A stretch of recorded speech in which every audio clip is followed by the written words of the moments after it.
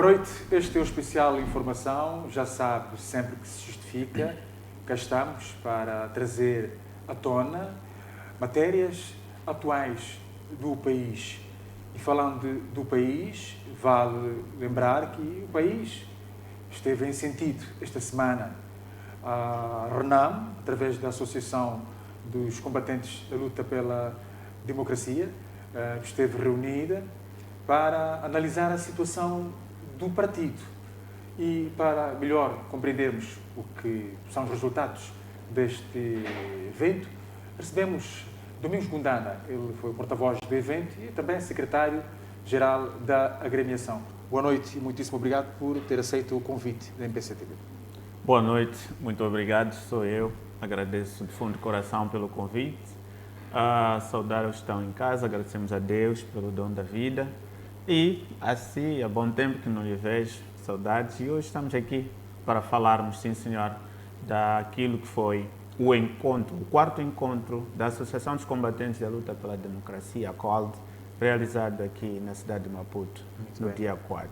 Muito bem. Para muitos, a COLD é uma surpresa. Muito surpreendente até para a própria imprensa. Por onde andaram este tempo todo? E quem, de facto, integra esta organização? Os ex-guerrilheiros, faz-se aqui uma confusão, porque há estas denominações da RENAM. Fala-se de ex-guerrilheiros da RENAM, até fala-se da junta militar, e depois temos a COLD. Vamos separar as águas? Vamos embora.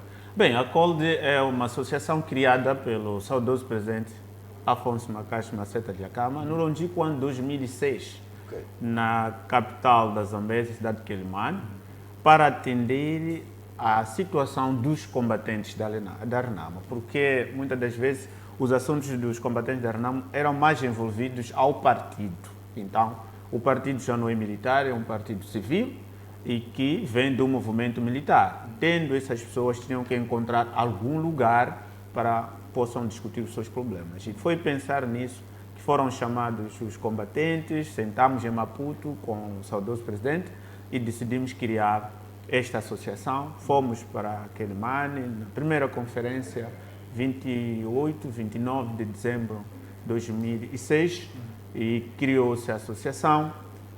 E depois foi oficializado em Boletim da República em 2008, está publicado no BR em Moçambique. A sua marca também registrada no Instituto de Propriedades Legais, é uma associação completamente. Infelizmente, o que aconteceu é que em 2009 tivemos eleições e as eleições não nos trouxeram sossego. A partir dali, o país entrou em quase convulsão e tivemos a assinatura do Acordo de Cessão de Hostilidades 5 de setembro de 2014. Depois disso, voltou-se de novo a um conflito que acabou sendo quase permanente até perdermos o nosso líder. Por conta disso, a associação não teve muita intervenção, porque estava dividido. Alguns dos combatentes regressaram para as matas com o saudoso presidente e outros estiveram na cidade. Falando de regressar às matas, qual é o ponto de situação? Temos combatentes da RENAM, os guerrilheiros da RENAM ainda nas matas, nas trincheiras? Não temos. Todos eles, os que tinham regressado em número de cerca de 5.221, esses todos foram desmobilizados no processo DDR, realizado e terminado em Moçambique. Não temos nenhum guerrilheiro dentro das matas. O que pode existir são pessoas que foram guerrilheiros a residirem em zonas rurais, porque nas suas casas, mas reconhecidos pelo Estado, a sua integração pelas famílias, pelos secretários, por qualquer coisa. Toda a administração conhece essas pessoas porque foram entregues lá e cada um está a viver na sua casa. Muito bem. Portanto, não há neste momento ex-guerrilheiros da RENAM com armas, por exemplo. O processo DDR foi concluído. Os únicos que têm armas já não são ex-guerrilheiros. Foram enquadrados na polícia, estão na UPAI. Por isso temos, se passasse lá nas nossas sedes, mesmo no gabinete do líder, os que viram naquele dia de invasão, estava lá alguém. Aqueles são os nossos antigos guerrilheiros, enquadrados no processo DDR. Os seguranças também do próprio líder do Sim, são antigos guerrilheiros, enquadrados na polícia, estão regidos pela UPAI, recebem ordens diretas da UPAI, mas guarnecem as instituições da RENAMO e os seus altos dirigentes, de acordo com o acordo tanto de Roma, assim como de 1 e 6 de agosto já em Maputo. Portanto, é um número muito ínfimo, mas são esses que asseguram as altas individualidades. Fez parte da equipa da RENAMO que esteve envolvida no processo do DDR. Este processo está concluído. A vossa ótica é que continuam os sururus, os próprios desmobilizados, a se queixarem de não serem atendidas as suas necessidades, efetivamente. Bem, são duas coisas. Eu tive a sorte de fazer parte da UNMOS. Eu fiz parte, na altura, o presidente da Câmara confiou, sim, fiz essa missão, desmobilizar o pessoal, integrar no novo exército.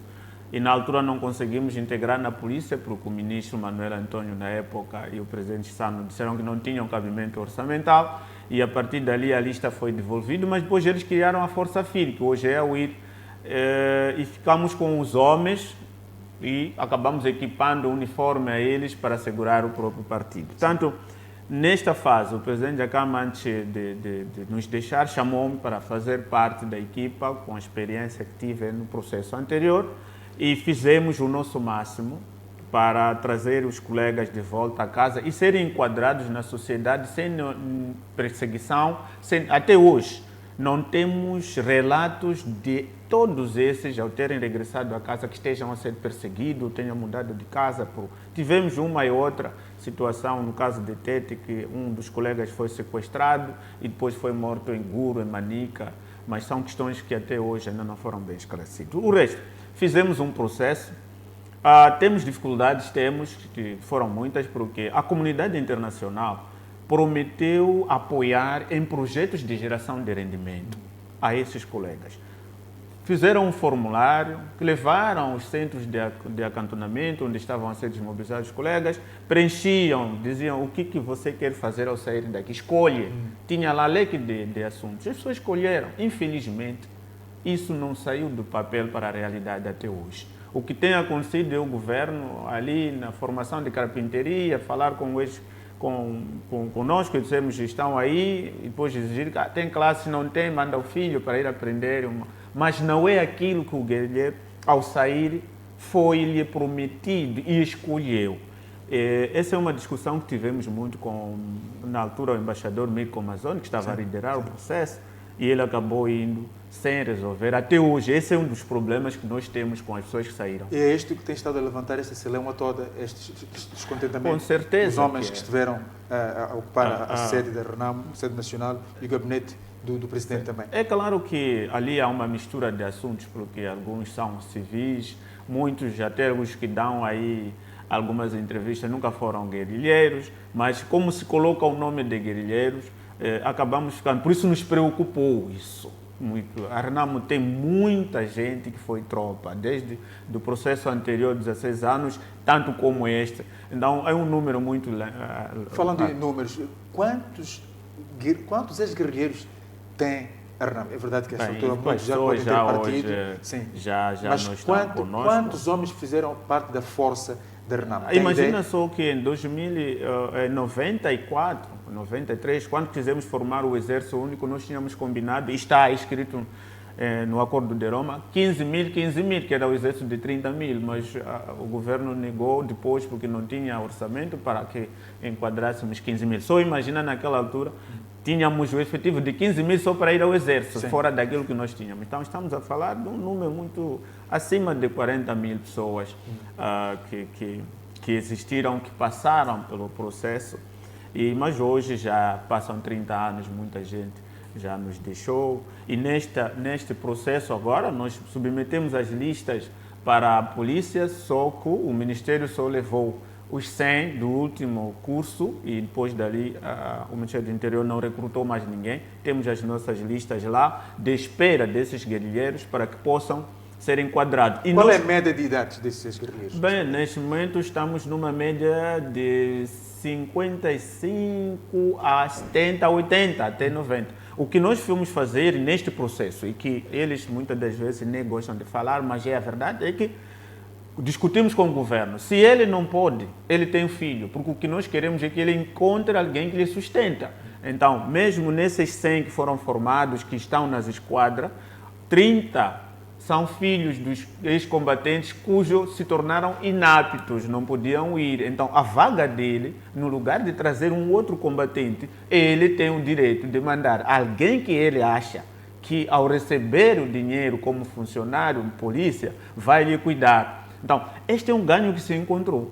E o outro ganho que, na altura, o saudoso não tinha colocado nos acordos era a pensão para este grupo aqui. Por quê? Partia-se do princípio de que a maioria que estavam lá foram guerrilheiros anteriores e foram desmobilizados no processo da UNMOS e que, como tal, têm o direito de tratar pensão. Exato. Mas fomos perceber que temos também colegas que, naquela altura, não trataram. Era necessário que figurasse no acordo e isso foi transformado em lei. Eles têm o direito da pensão. Infelizmente, o que está a acontecer é que eles têm o direito de pensão da reforma. Sim. Para aquele que não feriu, tem a pensão de reforma. E a pensão de reforma em Moçambique, para a ala militar, a tabela é muito baixa. Mas aqueles que sofreram, que têm como provar o grau de ferimento, têm a pensão de invalidez. Sim. E a pensão de invalidez para o combatente, ela tem um valor um pouco maior, porque paga-se o seu grau militar,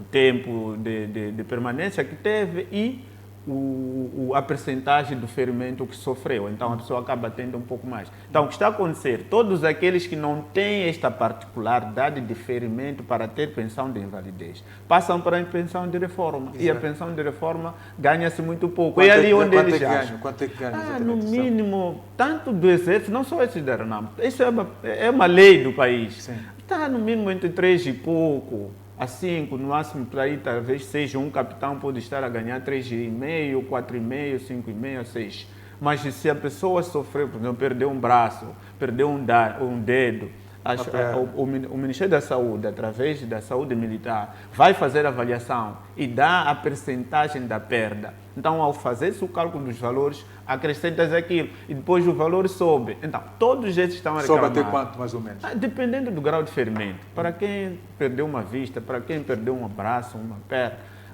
ali eles fazem. Se a pessoa tem, por exemplo, 20%, 23% ou 50% da perda, vezes a sua categoria militar, veja o tempo de militância, então calcula-se o salário de hoje, e vai-se fazer as divisões, pode estar a sair por aí 30, 40, há pessoas que ganham... É um fosso muito grande. Aí está. Exato. Então, esses que recebem a pensão de reforma, que é pouco, esses que acham que foram enganados e aquele dinheiro não é o que deviam receber. Mas não só se paga aos guerrilheiros, paga-se a todo um combatente que tenha sido desmobilizado, que não tenha sofrido o ferimento. Ou seja da RENAMO, tanto do governo, seja do Exército. Tudo. Então, parece que só os ex-guerrilheiros da RENAMO que estão a receber essa reforma. Aliás, temos até colegas que saíram no tempo da UNMOS, foram desmobilizados naquela altura, mas foram tratar por Amodego, a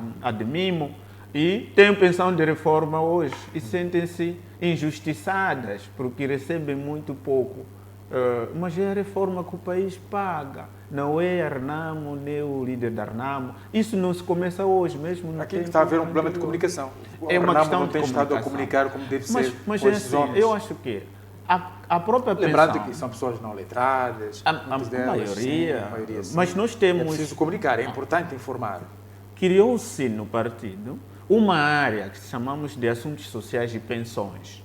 Quem trabalha nessa área é um ex-guerrilheiro. Ele que tem um contato com o Ministério, a Previdência Social, tem a tabela e sabe como se organizam os processos para quem o ex-guerrilheiro, quando chega, no lugar de ir diretamente ao Ministério, coisa que não sabe, este indivíduo, este departamento, é que recebe a pessoa, diz o que precisa tratar, encaminha junto para lá no processo.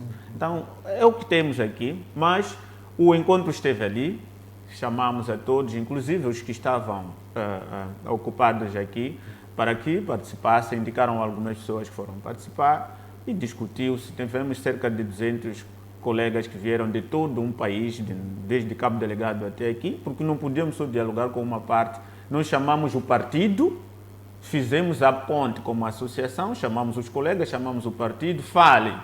E falaram das 11 A comunicação 22. flui. Foi possível em pouco tempo trazer a todos que não é deviam possível participar? todos. Todos estiveram cá, todas as províncias estiveram cá, conversamos, criou-se a declaração de Maputo, que tem nada a ver. Primeiro, apelar os colegas a não fecharem um partido, porque o partido é político, não é militar. Se um ex-guerrilheiro vai fechar um partido político do qual lutou para implantar, então está a dizer o quê? Isso quem faz é o adversário político, não é o próprio que construiu e chega a queima pela sua própria casa.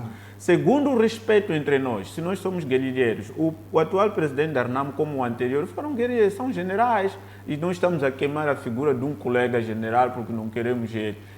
O voto para a eleição foi secreto, não foi aclamação. Se as pessoas votaram no presidente do SUFO, votaram nele. É preciso voltarmos a um conclave para realizarmos novas eleições, mas isso tem seu espaço. Então foi também... Não é fácil Não, mobilizar militares. É preciso perceber isto. É que também... O jornalista é diferente do militar. É muito mais fácil convencer um jornalista do que um ex-militar. É verdade. É preciso perceber que está-se a usar esta camada para fins políticos internos dentro do partido. Então, a intervenção dos antigos guerrilheiros para a área política civil, onde não só tem membros que foram tropas, nem tem membros que nunca viveram nada. Fecha-se a sede onde um membro que nunca foi militar quer trabalhar, então estamos a dizer que os militares querem tomar conta de um partido político. E isso não é bom. Então nós apelamos a eles para entenderem os políticos. Portanto, isto na declaração... Na declaração ficou claro que temos que reabrir as portas do partido. Porque o segundo é que o partido, nós quisemos saber por que não se realizou o Conselho Nacional, que é o lugar onde o partido tem que discutir e o presidente tem que falar e apresentar as suas contas.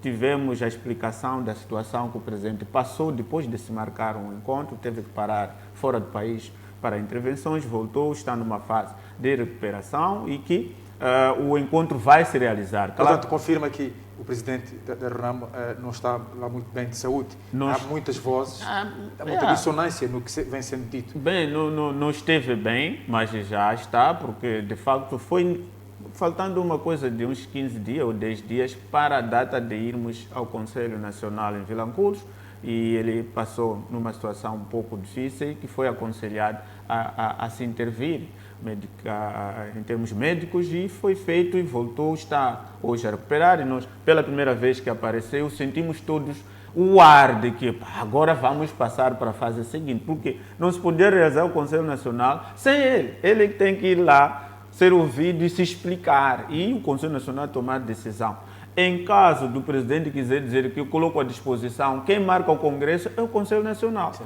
Não é hoje o presidente dizer que eu já não quero isto, que hoje temos o Congresso para eleger o presidente. Temos que reunir o Conselho Nacional, Então, ele foi recomendado e a sua comissão política voltarem a sentar quando está a se sentir bem. Isto, recomendação, saída deste encontro. Do ACOL. Sim, a ACOL é uma organização importante da RNAM, com peso. As decisões saídas dali são decisões para serem cumpridas pelo partido. Bem. Claro que os outros... São respeitados os guerrilheiros pelos políticos. Tem que serem respeitadas, e a associação é reconhecida pelo partido desde 2019, no último congresso. A associação foi acoplada aos estatutos do partido como um dos órgãos. Temos a Liga da Juventude, a Liga Feminina e a Associação dos Combatentes, com voz para dizer ao partido também, organizados, como fizemos e recomendamos. Não temos decisões, mas temos uma declaração, recomendações fortes, porque os órgãos do partido são civis e que tomam a decisão. Então,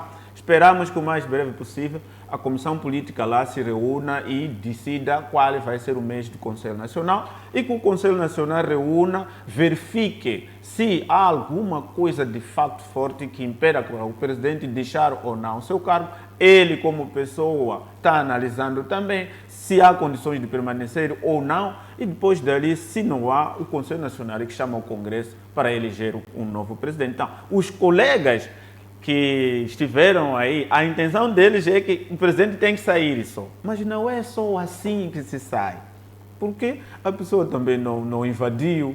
Nós já temos militares, é que colocamos o presidente do SUFO no poder, porque o presidente do SUFO, quando perdemos o presidente da Câmara, ele não era presidente, nem era secretário-geral. Foi nomeado por pessoas para ser o coordenador do partido. Coordenou. Quando saímos para Gorongosa, onde estavam os colegas, para ir dizer como que foram as cerimônias. Foram eles lá a dizer que o senhor, já que está como coordenador, a partir daqui não volta, fica onde estava o Jacama. Se calhar a ideia é esta mesmo, como fomos nós que o indicamos para lá, nós não, já não pode, porque depois de ficar como coordenador, ele disse, eu não posso ficar como coordenador porque isso não existe nos estatutos. Temos que chamar o Congresso para fazermos Congresso. Concorram. Eu também vou concorrer se quiser. Passa aquele que passar, fica presidente. E fez o Congresso. As pessoas votaram nele. Passou a presidência. A partir daí, deixou o militarismo para a vida política civil, é regido pelos estatutos reconhecidos pelo Ministério dos Assuntos Constitucionais, essas coisas todas. Então, os militares já não têm força. Mesmo também os próprios militares passaram para a vida civil e têm que agirem como membros do partido e não como ex-guerrilheiros que tentamos nós querer fazer para passar a nossa mensagem. O Sifomate age como militar ou age como político? Não ele como político, e geralmente o presidente Jacama deixou a farda, passou a disponibilidade e nunca mais agiu como militar, mas como se diz na gíria normal, mecânico é sempre mecânico. Independentemente de estar debaixo do carro, arranjar ou não, mecânico é mecânico. Cada um conhecemos a nossa profissão. O Mano Isaac, saindo lá fora, ninguém sabe que é jornalista, senão alguém que te viu. Mas basta chegar no estúdio, já sabe o que faz. Então, nós, neste momento, o partido é dirigido, sim, por um antigo guerrilheiro, que é o general Ossufo, mas o partido é civil e ele civil foi desmobilizado, está a viver a sua vida política normal. Então, o que nós esperamos é que os colegas entendam que não é forçar-se, mas seguirmos o caminho certo. Por quê? Imagina que ele saia como estamos a tentar fazer e depois amanhã também ele é general, pode criar também a sua equipa, voltar a fazer a mesma coisa para aquele que for eleito. Então, que partido Aranamo será se viver em conflitos todos os dias? Por isso, ele aceitou chamar os irmãos para falarem perante ele e ele também se explicar e aceitar que avancemos no caminho certo de um partido político e não de um movimento militar, porque isso já não existe. Na vossa ótica, a crise que vem abalando a Renamo, nesse momento, acabou? Bem, não é taxativamente dizer que acabou. Houve entendimento dos combatentes de que, de facto, temos que colocar o partido a funcionar para que os seus órgãos tomem decisões. Isto foi feito. Agora, há um e outro que ainda continuam com o pensamento de que o presidente tem que renunciar. Para ele, não há outra coisa senão renunciar. Mas a questão aqui, o presidente é político, renuncia a um partido político, mas mesmo que renuncie, o partido terá que seguir os mesmos caminhos e se renuncia à força. Também temos receio de que se ele vá à força, amanhã pode fazer as mesmas coisas que os outros estão a fazer hoje. E aí não dá. A sede do partido já está aberta, os colaboradores do partido estão lá a trabalhar, o gabinete do presidente também já está aberto. Qual é o ponto de situação? Até ontem vimos lá ainda as pessoas veem forças fardadas lá, como eu disse, nós temos a nossa força. O que tinha o pai no princípio é não ordem de agir.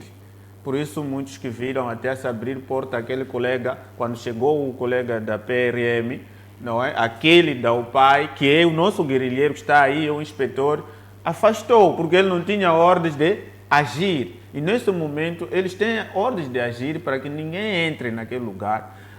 É preciso ser feita uma perícia. Aqueles colegas ficaram quase 2 semanas, eram muitos, não sabíamos o que deixaram, o que não deixaram naquela casa. A polícia também chegou, invadiu, não se sabe como ficou. Então está-se a fazer um trabalho. Ou seja, ainda o partido não está ainda a funcionar naquele edifício. Não, mas acreditamos que dentro dessa semana de amanhã, isso tudo até hoje. Ou seja, está a partir de segunda-feira, o partido volta a funcionar normalmente. Estamos a falar da sede nacional e também do gabinete, que continuam encerrados, pelo menos até esta sexta-feira encerrados. Sexta-feira era necessário que se faça isso. Também tínhamos esse encontro, não havia pressa para isso, mas já há um trabalho técnico que está a ser. Ao nível das províncias, sedes distritais e sedes provinciais estão reabertas. O que é que temos em termos de situação para estes pontos? Bem, o encontro foi mesmo na quarta-feira, a declaração saiu de madrugada, já foi baixada ao nível das províncias que tiveram essa situação, porque nem todas, é uma e outra delegação que teve esses problemas, no caso da Zambésia, é a própria província que teve esses problemas.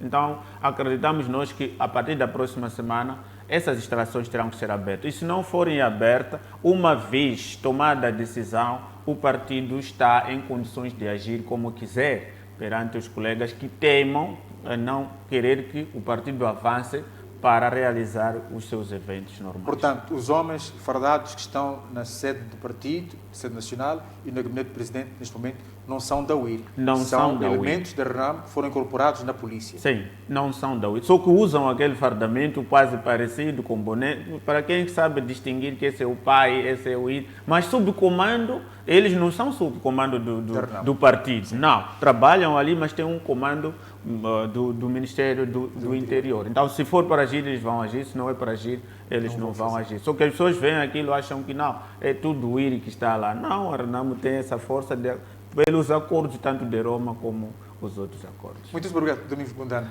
Foi então aqui mais uma especial informação com a presença de Domingos Gundana, que veio pontuar então aqueles são os resultados da reunião nacional, a quarta reunião nacional da qual a Associação Nacional dos Combatentes da Luta pela Democracia, ex-guerrilheiros da RENAMO, na verdade, que compõem esta agremiação. A reunião teve lugar terça e quarta-feira, aqui na capital moçambicana. Boa noite e até a próxima.